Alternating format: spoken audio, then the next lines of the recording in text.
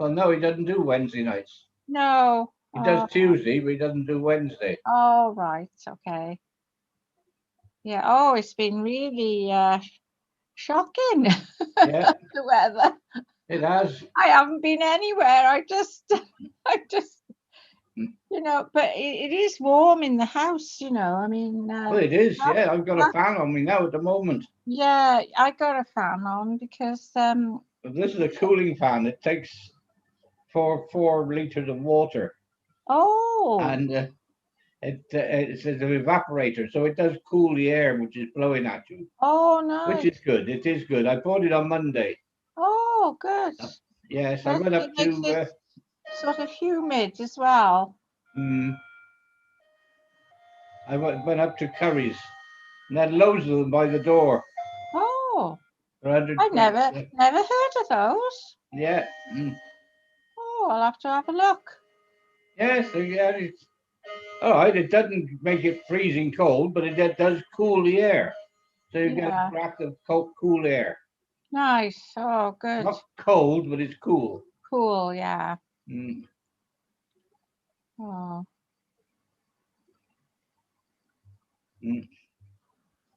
Well, and also, I mean, I don't know why, but normally, there's been a lot of sport on, hasn't there? So the cricket is on this week. So I'd rather watch paint dry. I'd rather watch paint dry. Oh dear. I don't know. I didn't know my husband liked cricket. When we got married, I didn't know. Well, I knew he liked football because I used to go to his flat every Saturday night. We had to get back to watch Match of the Day. I like the rugby. Yeah. Have you been able to watch any of the? You haven't been able to watch any of the no. International, no. But there's been quite a bit on, hasn't there? There has been a bit on, yes. Yeah, I quite enjoyed watching. Oh God, who was it? Argentina. Yeah. Oh my God. I didn't. Well, I suppose that they were older. They were like younger. Yeah. Argentina was older. They were the regular. Regular team. Whereas our boys are a bit was left behind, and they're not very old. They got to be tested a bit.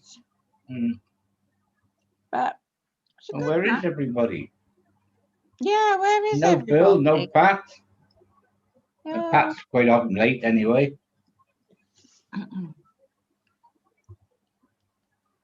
I gave up going out tonight to do this. Not that I wanted to go out really, but in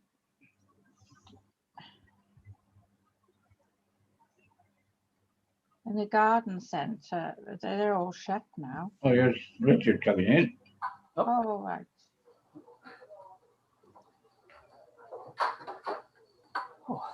Bill wasn't in last week.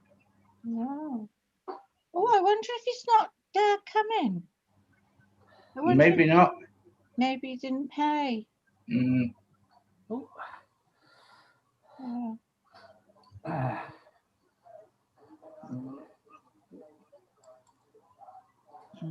Hey, Richard. Hi. How are you? Hey. Warm enough? Yeah, well, too warm. Isn't it? Yeah, suffering a bit with it. It's always the same, isn't it? A couple of weeks like this, and then fortnight's time be raining again. Well, last year I had to go to Lantern Major to do the library, with I've forgotten her name now. Rosalind. Oh yeah. And I took a photo of. I went around the village. I took a photo of the pub, a nice in the square there, and it was exactly a year today, or a year yesterday, and it was beautiful weather. And I remember thinking, oh, I'll come over again and have a coffee with Rosamond. Well, the weather changed then. We couldn't sit outside. Oh, so, Yeah, it's awful, isn't it? this is the problem, isn't it? I Yeah, mean, you could do it for May to September, 72 degrees every day. Mm. No, we get it, get it in the 80s for the fortnight. And a couple of weeks, it'll be down to the 50s and 60s again. Yeah, I know. With a bit of luck, it'll rain on the weekend. Yes. Well, I suppose a bit of rain, Oh, our garden, well, I don't know. He doesn't water it. He only waters special plants, with that he's bringing on, Yeah. And yeah, he's cut all his grass away. There's hardly any grass. It's all shrubs. All, like they look after themselves, really. But there's a lot of, trimming to do. A lot of trimming in the autumn and that to get, oh, I don't know. He was cutting the grass with the scissors. Oh dear. He'd let them grow, and the shears were blunt, so he used the scissors, and these kitchen scissors, because that shows how small it was. Yeah. Only about 6 foot square. But anyway, he's out tonight playing bowls. Oh. A comer. Now that should be Bill, shouldn't it? Bill, where's Bill? Where's more? Jessica?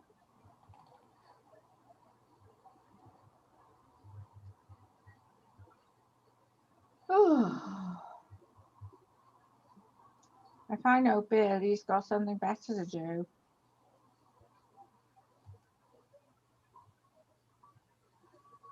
It was with Carl on lunchtime. Were you? Yeah, Bill was there then. Was he? Yeah. Oh, did he say he was coming tonight? No, it didn't say anything. I'm not sure. If he hasn't paid, he's not going to do it, I don't think. Oh, he's probably out in the garden. I won't bother. I won't bother him. If he went out today for a walk, was it? Oh no, he was on Zoom on. Oh, yeah. Went half past 2. Yeah. So. My daughter's gone to Bilbao. Oh. Yeah. Oh God.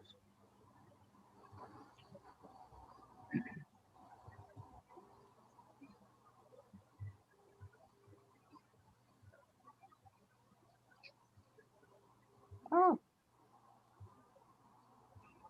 Oh. Pat usually comes in, doesn't she? Yeah. But she's always late, as we say. I'm thinking of Pat. Well, what's her name? Isn't here yet? Jessica? Pat?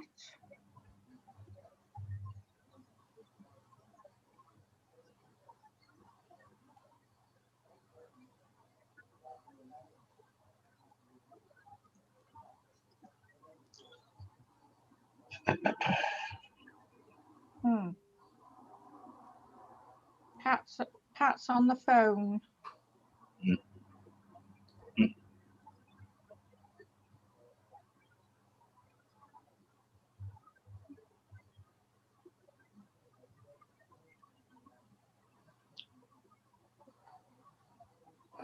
Oh, here she is. Look, better late than never. Yeah. Hi everyone. How's everyone coping with the heat? Oh, Badly. Same here. I've still got my bathers on underneath this. I just keep going into the pool every now and then in the garden to try and cool down, but it's not a big pool, so it's not really doing us justice. It's just horrible, especially the fact that they've announced that they think there's going to be a 2-week heat wave from I think it's from the 2nd of August right up until the 30th. Oh dear. Another one. Yeah. Oh. So right. I was just looking outside thinking, like, I can't even think of that. The dogs are struggling, I'm struggling. I think everyone's having the same mood where it's too hot. It's hard to work in this weather. I mean, you know, we're lucky, you know, we haven't been able to go on holiday, so it's nice to see the sun, you know, and you know, imagine you're somewhere, you know, and that sort of thing, because it does lift your spirits, the sun. But yeah, to work in it must be awful, you know. It's not too bad. I just keeping an eye on how much I drink, etc. The dog earlier, we dunked her into the water. It didn't like us for a while, but she was really bad. I didn't want to see the dog getting overheated. Oh.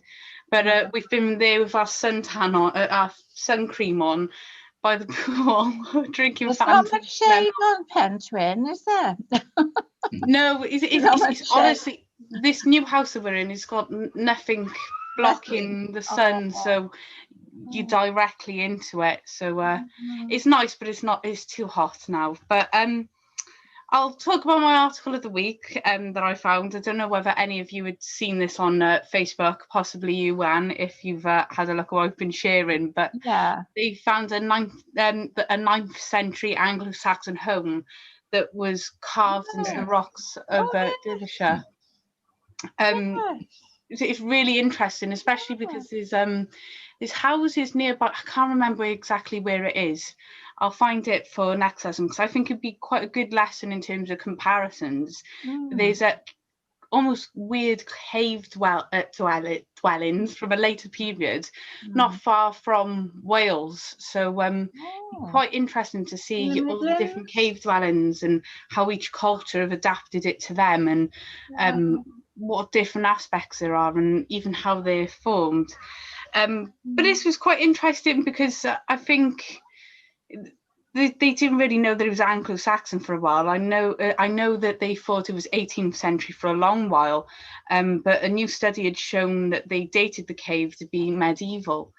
And I just think that's a breakthrough, because I think it changes how we perceive that landscape that we was in, especially because they thought it was a much later date.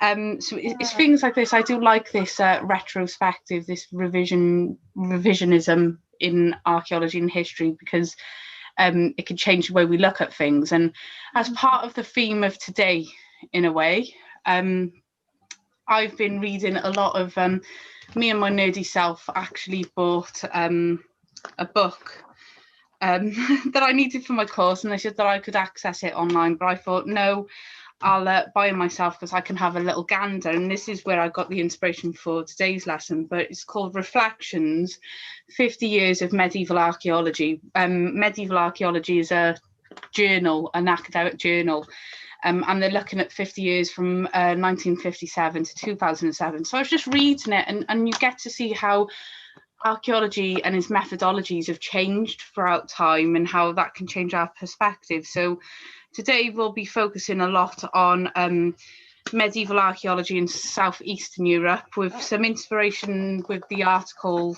from Florin Curta, and just looking at how the archaeology in this area and its methodologies have changed due to ideology in the area, and definitely post-war. Because I think it's very important to look at that and see how politically things can change the way we view things, and how that can change the perspective that's brought out from archaeology and history. So I'll go into questions if anyone got anything interesting this week, and then we'll get stuck into it. Bill. So, Richard, anything this week? Oh, hang on. Oh, sorry, I'm looking for Pat Gammon. Oh, gosh. Richard, anything you've got this week? Coming to Zoom tonight? No, nothing really. Nothing exciting. It's all right, Richard. All right. Wait till I think Pat's gone for a lie down. Yeah. Oh, bless her. So we've got our favourite American lady now. Did Bill pay after? Is that why he's not coming? Did he decide not to? I'm not sure. No. It is a Brad, are you coming to Zoom?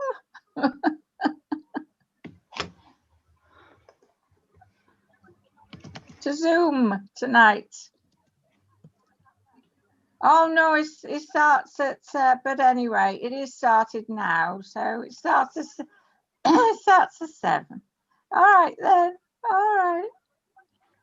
Okay, bye. Bye. She probably didn't want to. She probably. Peter, have you got anything this week? No, not for me. That's cool. Anne, anything this week? No, just no. Mari's gone to San Sebastian today. She caught a plane from Bristol, and she was in Bilbao. Oh wow! I'm in Bilbao. Well, I'd be interested to see the photos. You know, when she comes back. Bilbao, I think, is a modern town, but San Sebastian is quite old, and you know, it should be interesting. If you got any stuff medieval. Oh wow! Yeah, that would be quite interesting to see if there's anything that she's found along that, and you can. I wish I could have gone. Yeah, definitely. I'm craving a little bit of travelling as well.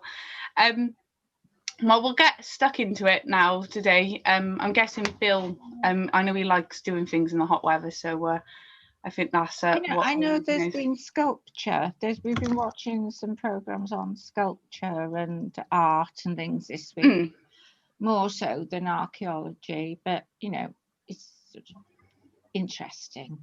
Yeah. It is interesting. Interesting how English architecture, sculpture kind of started in about it can change. About the 18th and 19th century, and then it didn't follow the classic any longer. It was more naturalistic, and they started. You know, they were always doing their modelling from old sculptures, you know, like Greek and Roman, but from about the 18th century, they started having models.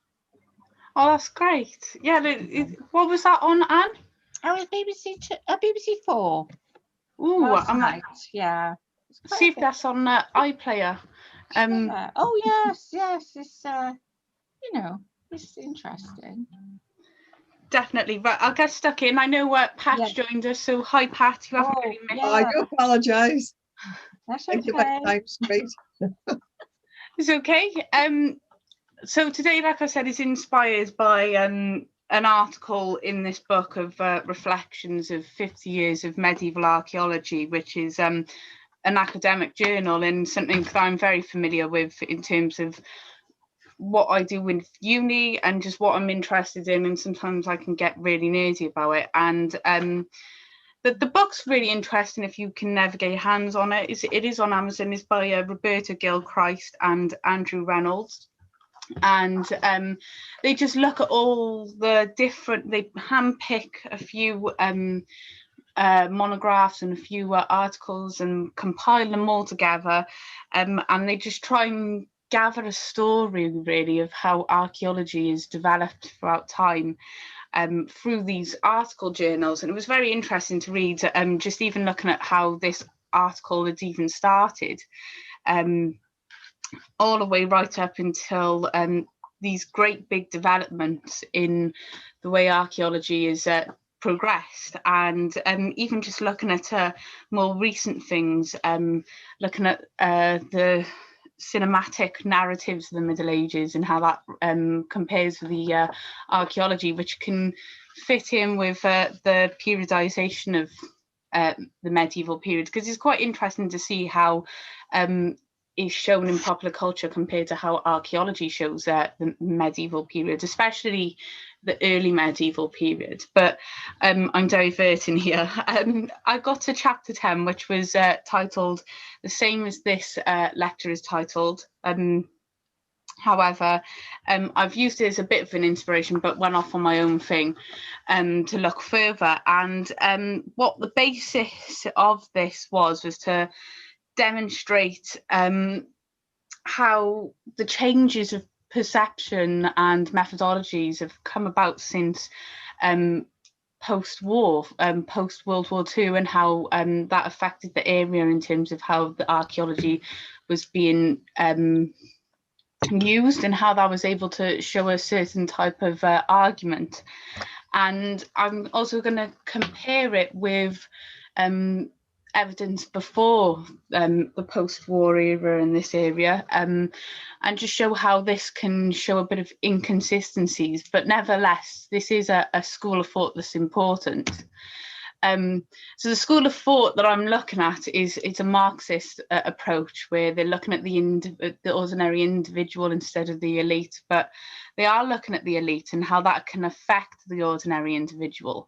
This was the Soviet Union had a great big play in this, and you definitely see that from this article that we look at, how this has been affected by the Soviet Union and how this has been used to create this Marxist approach in everyday life. And it's all about mobilizing workers and resources for the slave-based model.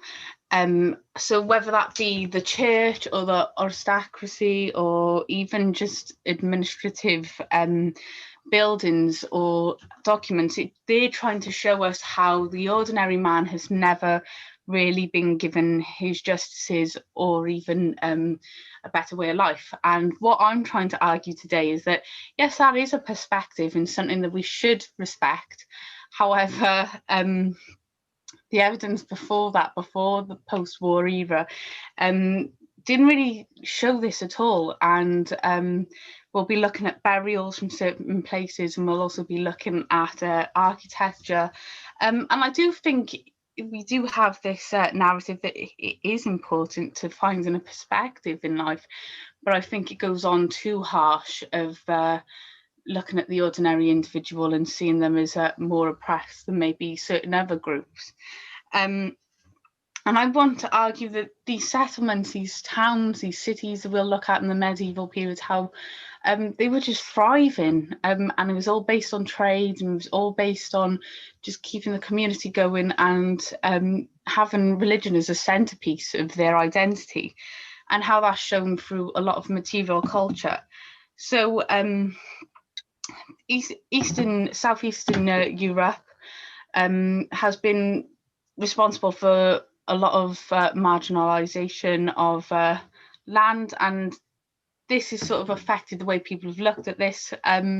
One article that has been brought forward is by the medievalist Stossnet, which really talks about this in great detail, and how each area in southeastern Europe has their own different customs, language, traditions, identity, and how this can make this very complex as well, and how we shouldn't really all be looking at these areas in one model, which is what the Marxist model was doing. And I think because of that, the Marxist model didn't become a paradigm of the medieval period. It tried to, but it didn't. And a paradigm just means that it's a quality, a characteristic of something. And just how basically it did bring a perception that you could get behind, but overall, when you look at the archaeology as a whole, you could see that they only really picked and chose what they wanted to look at. So this is just from the book, The Map. So the main area of focus today for us is going to be over here, that area here, and Pliska here, and Karl-James here, and they're just the three cities, towns, whatever you want to call them, that we'll just be focusing on, because I felt like they were evenly spaced and can provide some evidence that can either contradict each other or even agree with each other, and how they really have been affected by the post-war era and these Marxist views. And I think the Iron Curtain's to blame during the period that they were looking at this, because this actually created a lot of ideological barriers separating Eastern Europe from the rest of the continent. And so access to people, sites and knowledge was very limited, and I think that affected the archaeology. But this is why this book wanted to pick this article, because they were just showing how over time things have just been affected and changed. And this is a retrospective article, so this is after all this, after all of the Iron Curtain, after everything had broken down, and they were just looking at things with a different perspective, because things weren't limited, things were allowed to be shared about now. And it is a very interesting look at it all. So this is just the map. We might sort of delve deeper into other areas, but those are 3 areas of focus, and the main one being this area here at Pliska, because there's a lot of architecture here that's amazing, and they try to relate this to a much different perspective on how it was. So you have Bulgarians, Slovenia being the 2 main sites, this one being the other main site. I was just throwing in Karsinian Grad as just a little spanner in the works to just try and prove my point a little bit further. But they do almost follow the same sort of traditions in terms of the way their towns have been made, but overall they don't. And it can just be very frustrating when looking at the archaeology, because you can see there's a lot of assumptions being made here. And that's not what you're meant to do with archaeology. It's like it is a science. So you're meant to let the data and the things you find guide you into your interpretation, not have the interpretation first and then make your mind up from the data. Just pick and choose what you want that can fit. But that's the same with history and archaeology, really. So we're looking at this area here, Pliska, and this was a capital in the First Bulgarian Empire. This was a very important place. And it was founded by a legend by Aspura of Bulgaria in the late 7th century. But this legend has not been supported archaeologically. And this was the site was originally an encampment and the first tent-shaped buildings of Pliska of an uncertain date. So there's no evidence of a settlement in the 9th century, and the claim to the site of this site being in the late antiquity has been contested quite a lot. But it was thought that by the early 9th century, Pliska was surrounded by a defensive wall and 2,300 hectares of land, which was further enclosed by an outer earthwork with stone rudiment, about 21 kilometers long. And after the Byzantine army sacked and burned Pliska in 811, Pliska was rebuilt and used for a lot of late Roman,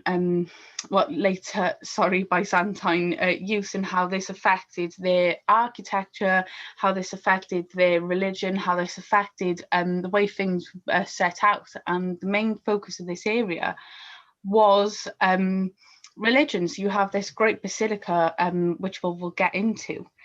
And I think the archaeology of this is amazing, because you see these great buildings, and I think it really shows us how this is a city that thrived. And instead of looking at this as a city that thrived, they looked at this as a city that was very oppressed because of these religious buildings, because of these administrative buildings, because of these courts.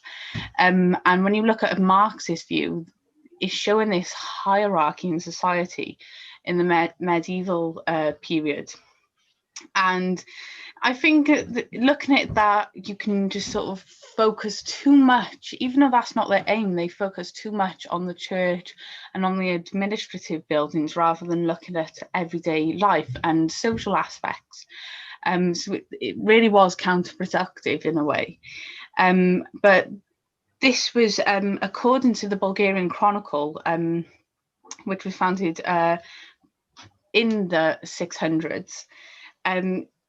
This was an area that was great, and it had a lot of it had a small stone fortification built inside these ramparts, and it contained a palace and buildings of the aristocracy, and that was what they were focusing on a lot, was the aristocracy.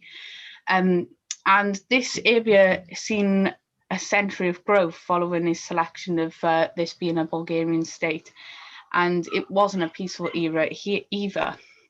The Bulgars and the Byzantine Empire was almost in a constant state of war during the 8th century to the early 9th.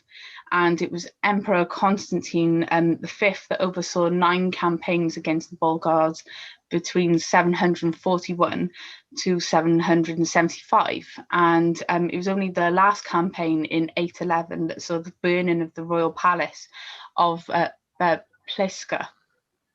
And because this was seen as a win for Byzantine, because they took the palace and the town, they burnt it to the ground because it was made from wood at the time. And soon after, the invaders were driven out by karl-james. So it seemed like this was a reign that really saw a lot of fighting and a lot of effect from the Byzantine world, but you do see that with a lot of the architecture here as well. And the Great Basilica is absolutely beautiful, and it seems like one of those things that are just left there for people to see and just marvel at, and definitely be something that I would be interested in walking around as well. And this basilica was huge. You can even, I'll show you, we'll stop share after this slide so I can just show you the image in the book. But it's a very good image on how they set up the plans, and they even the way they had written down all of the excavations is that they found the walls. They have the walls, and they were just writing what they had found inside the building. So they didn't just leave it at the walls, they were looking at the artifacts that had been found inside. And they found a few things that had seen a different building being built there. They argued that there was a pagan sort of place of worship that originally had stood there, that allowed this to be almost like an open worship for all of the community to stand together as one with no hierarchy. And then the church and the Christian church started to be very predominant in this area and affected the way of life for these citizens. And we're seeing that in the archaeology and architecture, which is quite interesting. And this was what their focus was. They really wanted to focus on the town and how this planned out. So they did find a few sarcophagi here near the altar area. And they said this showed only the small amount of elite that was there, which was quite interesting because there's no burials nearby this area to suggest that the ordinary man was put here. So they're trying to say that this hierarchy is not just there for the architecture, but it's there for the signs of death, and it's something that is not fair. It does not allow there to be any growth into society, and it was a very oppressive society and something that you don't want to go towards. And they were saying that this was becoming this new area that was seeing a different divide between the individuals, especially in terms of this great basilica was near the palace. It was on the inner part of the town. So one thing I'm just going to show, I'm going to stop share a minute and just show you the image as best as I can. So I just thought it was a great image. So they've got the outline there of the basilica, and this was actually written in 1899 to 1900, this basilica here, and they've just sort of mapped all around just the little finds that they found here, and they found a few bits and bobs, such as a different part of wall of an old temple, and they even found just a few artifacts However, it wasn't something of great interest to their theory, and so it was something that was rejected ultimately. They just wanted to find more evidence to suggest that this was a society that was very separate, and that it wasn't fair to the ordinary man. And this is when you start to see things of the city life of the towns, because they start to see that the main residences of the rulers was surrounded by embankments, and it was put into this inner city, and then you had the outer city. So if there was any attacks, the ordinary citizens would be attacked first, and then the elite if needs be. But this city started to show signs of there to be workshops in the outer area, showing that residents were gaining from this trade, from this better way of life. And there's even evidence to suggest that this was connection with the Mediterranean in terms of the way that they had built things, but also in terms of some of the items, the trade that they found in terms of pottery there, which is quite interesting. But it shows how workers and their resources were important to the success of a medieval town. And that's what they should have focused on, I think, really, rather than focusing on the elite, because Marxism is based on the worker, and so they should have made it about the worker. It should have been about the everyday life of the individual. And I think that would have worked as a paradigm, instead of trying to have these ideologies sort of put into people to follow this political ideology and really stick to it. They were using history for their own political gains for some individuals, and I disagreed with that heavily. I know this was in a time where a lot of evidence and a lot of discussion was limited. However, I think it really did affect the archaeology. But this is what this article was trying to say, is that we have the great archaeology, and they documented things really well because they were having this strict discipline that they had to record everything in a detailed sense to actually make it credible, to show that they've proven a point. And that's why you have a lot of these images, because they can help you put things in perspective.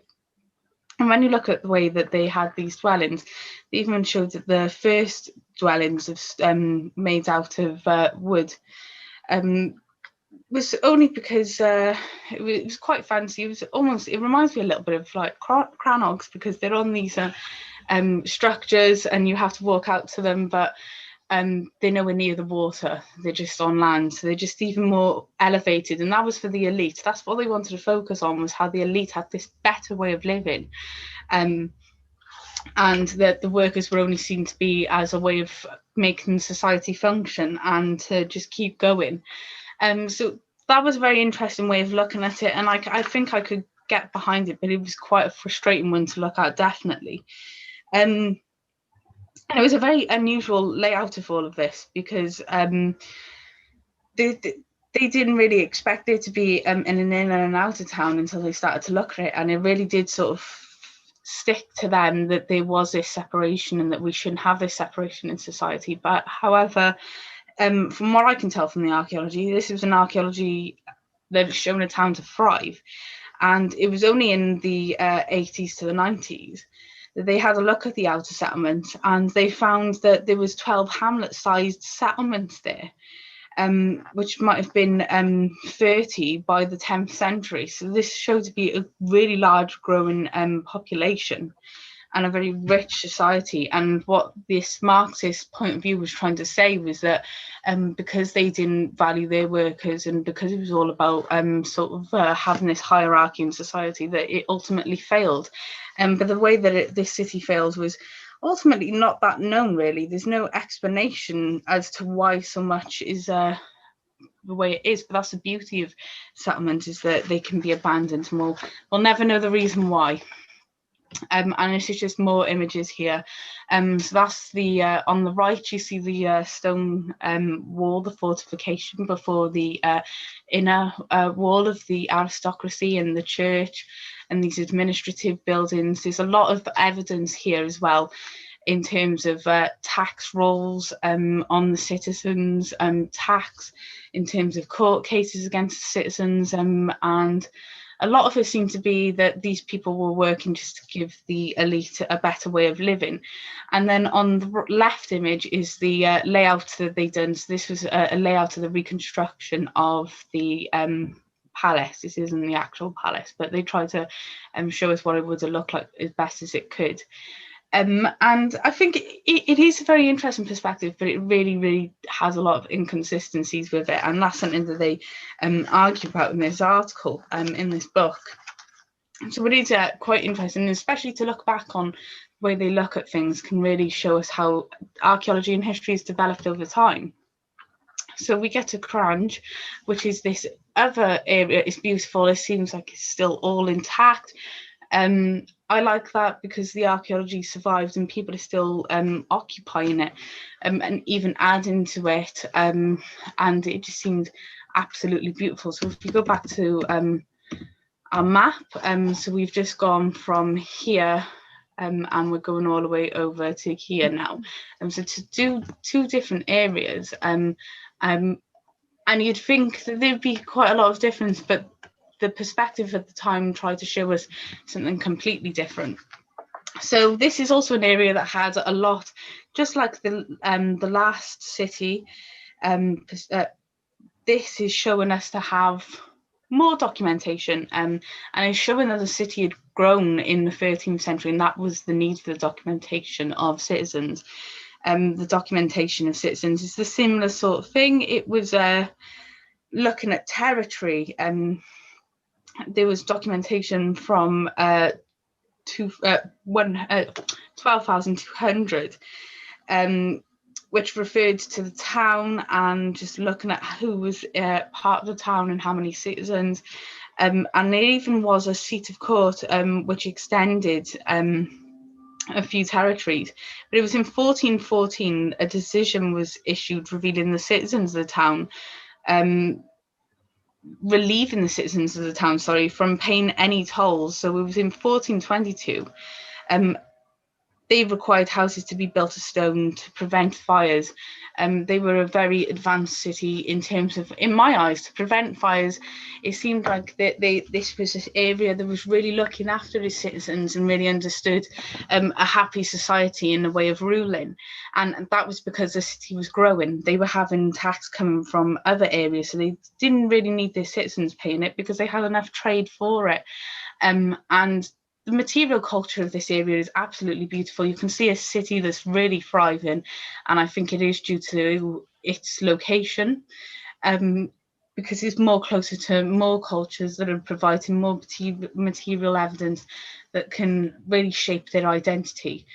And there's a lot of trade being suggested in this city as well.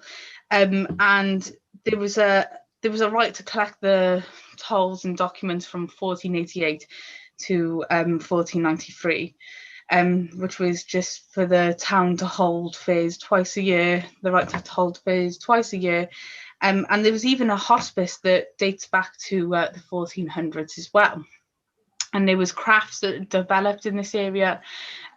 This mills first developed around about the Sava and the Cochra rivers, which was followed by butchers, fur merchants, hide and wood processors, and the weavers of canvas and woolen cloth.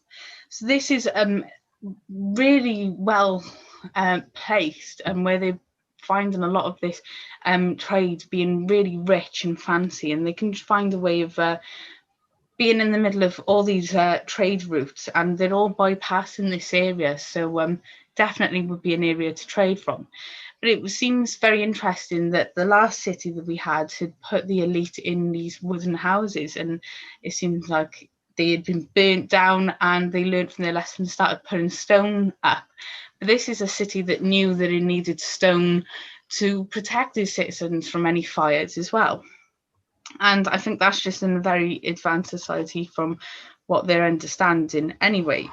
But there's a lot of city that's known about for the sport in its recent day, whereas at the time it was known as somewhere that was very rich and decadent for its trade.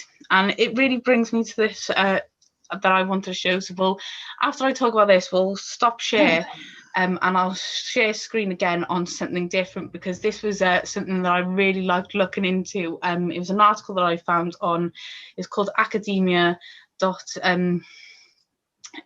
or AU or something like that. I'll find it beforehand, but it's where you can get free articles online by academics. It can be a bit frustrating because you need to sign up for it, and you only get a certain amount that you're allowed to read a day without paying, and you end up being harassed by them day in, day out of, oh look, is this article you might be interested in because you read this one, and I get about 10 billion emails from them. So yeah, it's got its pros and cons, but these earrings there was a lot of them, and I'm going to show 3D images of them as well, and how we can see all the different designs on them. But they're crescent shaped, the majority of them, and I think is part of their identity. The fact that there's so many different earrings with different designs on them, but this crescent shape is part of their identity and who they are, and how they're showing off their wealth, and how they're showing off their trades and all the different resources that they have available to them. The one that we're looking at here has this yellow, has this blue and yellow green color mixed into it, and people have been saying that due to this recreation that we see on the right hand side of one of the earrings, is that it's almost like it has a plant showing on it, and we still have this sort of design on earrings now where you sort of pull them and they come out of the decorative bit, and you can put a hoop back in, and there's a lot of motifs on here that can show us a lot about plants, and I think that just highlights their trade in plants, and that was part of their livelihood, and I think that's something that the Marxist archaeology really neglected, because they looked at this as a hierarchical, this is something to do with people being very rich. But what I'm looking at as is that this was an area that was able to thrive because it had great trade connections, and it formed part of their identity, rather than this being a way of showing social structure and divide, because there was so much of it. It seemed to be something that was ingrained in the culture of these people. So if I stop sharing and share again to show you some of the recreations of it, because it was honestly amazing. So this was part of the article, and this was chapter 5, and you get to the 3D catalogue. Tried to see if I could find it on the other tabs, but no. And this was the first one that I had shown you. This bronze cast crescent shaped earring that is decorated in a plant motif. The enamel on it is hollow, and it has this greenish yellow and blue in colour, and the loop is attached. This was about 4.8 grams as well, and this was found in a grave in the 50s as well, so this is the post-war era. So they found another one with different motifs.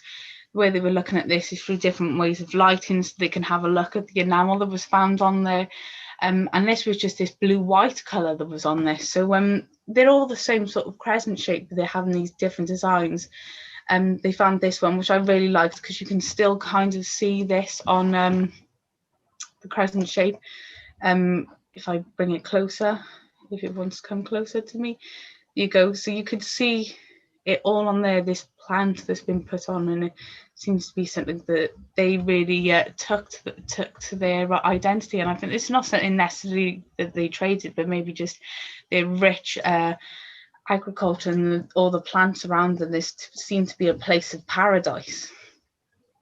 And these are all other ones. This one's been covered by a tag, but they all seem to range from the same period and range between 3 grams to 4 grams. And this article was really interesting to look at, because you could see how they use this 3D imagery to sort of bring things to life, so they could have a look, a better image of it. This one had it broken off. But it was quite interesting, because this Marxist approach just sort of labelled it as this higher class, higher society one, whereas when you look at this article, this article, you start to see that this is more than that. It seemed to be something that was ingrained in their culture to have these types of earrings representing things. Now maybe these flowers or the different motifs on it represented all different things on here. But it's very interesting to see how they came together in terms of the way they would have looked like, and just based on the colour they had found. I think it's truly amazing, and that one was very detailed. But it shows that the craftsmanship here is amazing, is high quality, and how it's producing a lot of jewellery here that can be very different to the individual. And it can tell us so much more. And I think instead of just looking at it in terms of social hierarchy, maybe look at it as in terms of how this tells us some more about their culture and identity, which is something that's been completely ignored. You see that you have these animals on here as well, and it just, they don't know what animals, but they have their tongues coming out towards the prongs, and it really seems to be something that was based on the individual themselves. And it's like today, we use the way that we look to change how people think of us is our identity. And I think that was just a way of keeping their own individual identity to each other. So I think this has got nothing to do with this Marxist way of looking at things. But the burials really did provide a lot of rich evidence, and it seems like it really went against what they were trying to argue here, because what they were trying to argue was this was a city that had been burdened by tax and a lot of oppression by these administrative structures. This is even earlier as well. This is from the 7th to the 8th century. So this craftsmanship, it has developed over these centuries, and this was found in the 70s. So they're still going on with this. The first one we saw was from the 50s, and it was the 9th to the 10th centuries, whereas we're going earlier into the centuries, and we're seeing that they're holding on this craftsmanship, and it would have developed over time. This is something that was from the 50s as well, from one of the graves. And it was an earring with 3 types of beads on it, and I think that's just amazing, because you're looking at this advanced piece of metalwork, and it shows, I think, how skilled they are. And this is why it was a trading place, because it had this great skill in their metalwork. And as you're seeing here, these are from all different grave types, all different types of graves. So it doesn't seem that it was very consistent of this social hierarchy, because it seemed like this piece of jewellery was something that was on nearly every individual. And in my eyes, that meant there was something individual to them, these pieces of metal, these beautiful pieces of jewellery. So I'll share screen again. So yeah, that's my point. Instead of just looking at this as a way of social hierarchy and upper class, I think this was just a form of identity. And this is something that people have been arguing, is that the Marxist approach of it really affected the way people looked at this type of archaeology as well. And this is something that, this is an image from the book as well. So I thought it was a very good image, but this was part of grave 327, and this was in the 80s. And this skeleton they found had a sword, as you can see. It had a and I'll get my pen out so we can label it. It had a sword here. Oh God, that was an awful drawing, I apologise. The sword here. Even had a comb, which is something that is very consistent with these areas, because hygiene and just looking good was part of their culture and their identity as well, who they were. You found this very beautiful decorative belt buckle. Now, to me, the way I was looking at the belt buckle, it did look very similar to the ones in Sutton Hoo as well, which was quite interesting. Maybe that's an effect on identity as well. They even found a pin here in part of the grave as well. And it was quite interesting how they looked at this, because they saw that this individual, and they were arguing that this was something of someone who had high status in society, and therefore had a lot more grave goods. And a lot of these grave goods were tools that showed who they were in life. And they even had antlers or bone that was used in terms of combs and other parts. But it seemed like that this was interpreted as a tomb that had an individual of the sort of judging that it had been a tomb of a woman, and originally they thought this was a man based on the sword, but when they looked at the sex of this individual in a later period, and in terms of the pin and the comb, she was a woman that had quite high status and was very wealthy, and was showing off her power in the area.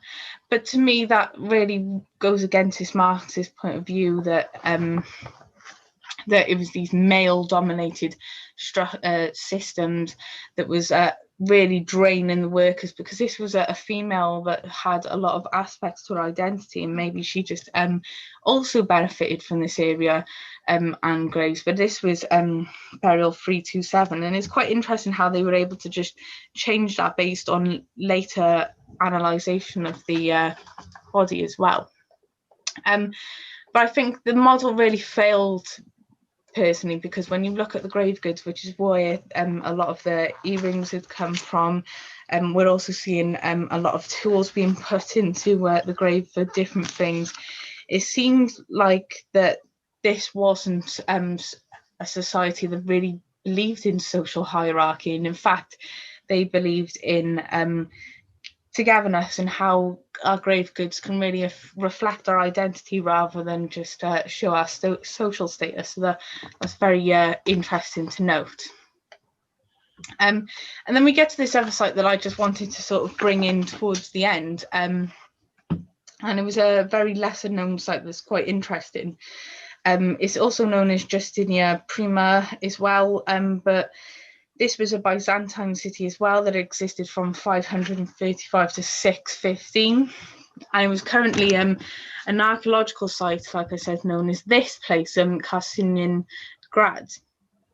And it was founded by Emperor Justinian I, and it served as a metropolitan seat of the Archbishop of Justinia Prima, which had jurisdiction over the provinces of the Diocese of Dacia. So it was a very important area, and this is why it became something of their focus, because this really shows how religion really did affect the structure and the system of this city. So we'll look at the quick history of this as well. The city had these classical and Christian elements to them, where they had streets and colonnades, and these typical Eastern Mediterranean features went along with numerous churches inside this as well. And Justinian himself ordered to be the foundation of the city by law in 535, where he established this archbishopric of Justinia Prima, making it at the same time the capital of this area. But this is disputed among historians as well. But the archaeology of this, just wanted to have a look at how this shows these social structures inside of them, and how this has been based on social hierarchy as well. But there's a lot of territory contested during this, in a series of conflicts that happened with the Bulgarian Empire and this medieval Serbian states as well between the 9th and 14th century. So again, this is an area that's seen a lot of conflict with the other sites.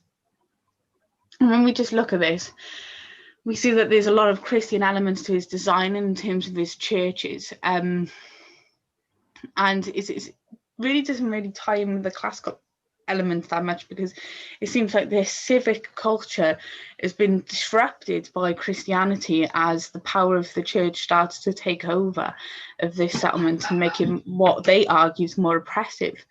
Again, there was an upper and a lower city. The upper city was for the dead and these religious buildings, and then you have this lower city which is for the ordinary man to reside. But it's the same sort of thing that we get with the Karl-james area, where you're having this separate way of living, keeping the residents away from the people in power and the dead, because they're on a higher plane than the ordinary citizen. And I think that's what they were trying to argue here, how the workers were just put in the lower areas and not thought of that much. And that's where they were left to reside. And there's an evidence of fortification and burials as well, and several churches amongst the buildings, which is quite interesting. Apologies, I've got to open the window in a minute. Absolutely boiling. Yeah, so this change, this goes on in the city, it seems like in a Marxist view that it just changed to a very oppressive area, and how this was all affecting the ordinary man. But really, I think this just shows that there was a change in identity in the way people lived and developed. And we'll go on to the conclusion now, because I think this provides evidence of rich civilizations rather than oppressive civilizations. You're seeing how they traded with each other and affected each other's religious identities. And when you get to the end of the Second World War, this stance on archaeology and its methods, it brought a new perspective. But as you see with the burials of the E-rings, it really was inconsistent, because when they looked at the earlier burials, it seemed like it did not fit this idea of social hierarchy. It seemed like they were trying to bring a new perspective that really wouldn't work out. And we need to bring to light fresher perspectives on this area, because it seemed like the Marxist view didn't fit this form of paradigm of medieval towns. So each area can help provide the evidence of social structures and how there's more waiting to be brought to light. Instead of focusing on excavations in each building, maybe they should have focused on the settlement area and what we could have found out from there. Maybe we could have found out more. But it shows that the Marxist way of view, they really did try to push through to try and change people's perceptions on the way that they've been treated, and how this idea of this city-state can be beneficial but also oppressive, because if the wrong person gets into power, then the ordinary man will be affected. And so we need this way of life where the workers and their resources are the most important thing to be focused on. But they diverted and had a look at the elite system as well. So that was my take on it all. It was quite interesting, especially looking at the book itself in terms of the evidence that you can find of it, because see if I can find it now. I've lost the page. What didn't? Oh, here it is. Because it was this communist regime that they're saying that showed this general ideological alignment in terms of showing that that Marxism was needed, because we had years of oppression. And I think looking at the medieval period, it didn't really fit for this Marxist argument, and so it should have been left out of the argument. But you can see how they used archaeology to change the perception of everyday life and try and bring people to a new ideology in society as well, which was quite interesting.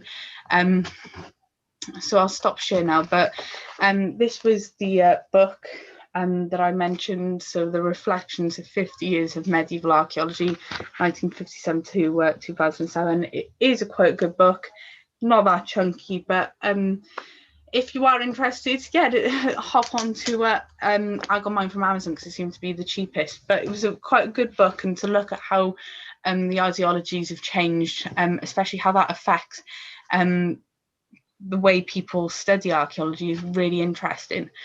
So I'll ask Anne if there's anything that you'd like to ask or maybe even add. I found it quite difficult to understand, with not having a lot of understanding of Marxism, except obviously it has a different hierarchy. It has its own hierarchy. From slaves to like communist, well, somebody in the party, and then you know, you have a committee, I suppose. Yeah. And then you go down to soldiers and slaves, and you know, so they have their own hierarchy. And they're trying to sort of say that the church was oppressive. Is that what you're trying to say? Yes. That they've looked at they found this archaeology, and they, from their point of view, it was a very oppressive you know, regime that they had at this time. But the archaeology actually shows that it didn't have to be an oppressive regime. It could have been quite okay, you know, like craft workers. They're quite happy to do their craft work, and they probably were paid much better, you know, than serfs. Yeah, I think that the focus was mainly on just the workers and how they're affected by these higher factors in society. So the church was a main theme, and I think they're just trying to push forward because this whole communism did have an effect on this, and how they wanted to show people that the worker had always been oppressed by the higher up in society, and so we need to bring them down. But it really didn't work with the Middle Ages, because people liked having their own little place, crafting, like you said, and creating these beautiful works of art in terms of earrings. They liked trading, they liked interacting with each other. And I think it just showed that they were a very multicultural and diverse society, really, rather than, and especially looking at that woman in that burial, they thought it was a man based on the things that she was found with, when really it seems like she was going against these characteristics of being a female. She was being whoever she wanted to be, and so it showed that they were more open-minded rather than oppressive in this area, and it didn't really fit this communist way of looking at things. Yeah, and there was that body that was found in a woman's body found in Lebowski, is it? Lebowski? Who was that? What? And she was like, they thought she might have been a saint, you know, and she was very venerated. You know, women were much more venerated than we think. Yeah. In those times, medieval times. So, definitely, I enjoyed it. Thank you. No, thank you, Anne. Thank you. Peter, you're on mute, Peter. Ooh. Peter, mute. Oh, there he is. He's got it. Yeah. No, nothing really to add. So that was quite good. No, thank you, Peter. And thank you all for staying with me as well today, because I know it's really hot and it's hard to sometimes focus. I've been saying the same story to people in my house for the past couple of hours, so thank you, everyone, and thank you, Peter, as well. Richard, anything you'd like to ask or add? No, really interesting. It's not sort of an area you tend to think about, you know. No, it was really interesting, especially looking into it. It seems like the evidence and even the discussions are really hard to get hold of, but when you find the right place, you do find these little nuggets of information. So yeah, definitely interesting. I think if any of you want to Google afterwards, probably be best to go on Google Scholar rather than Google itself, because it just seems like you get more information that way. But thank you, Richard. And Pat? Oh, I thought it very interesting. I'm sorry I got my times mixed up. It's okay, Pat. And I've never looked at anything in that area. You know, Bulgaria doesn't have much of a good reputation. So, you know, I didn't know they had that type of archaeology around. So. Yeah, it's very interesting. And one thing I forgot to mention as well is that during this area where we had the Iron Curtain, a lot of the archaeology and the history was limited.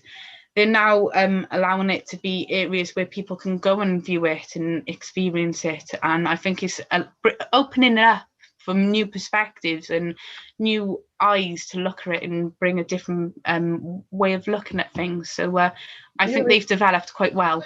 I like the earrings.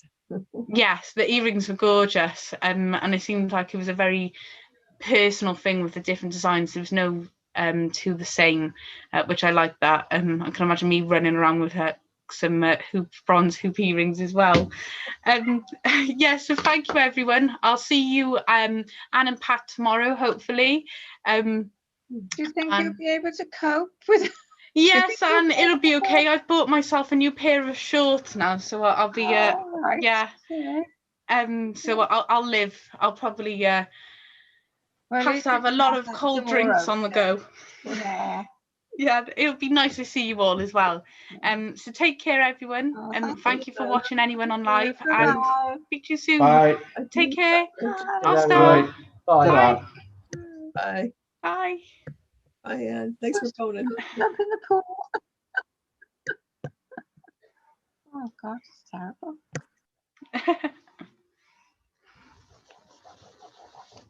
Hi, Carl.